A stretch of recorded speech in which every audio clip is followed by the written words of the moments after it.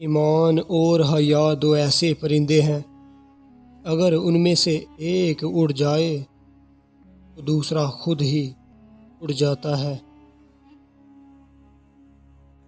جب انسان کی عقل مکمل ہو جاتی ہے تو اس کی گفتگو مختصر ہو جاتی ہے۔ جس انسان کو غصہ زیادہ آتا ہے وہ انسان پیار بھی اتنا ہی زیادہ کرتا ہے اور اتنا ہی صاف دل رکھتا ہے۔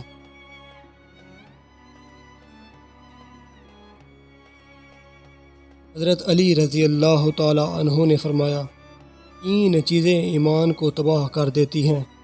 نمبر 1 امیروں کی محفل، نمبر 2 عورتوں کی صحبت، نمبر 3 جاہلوں سے بحث۔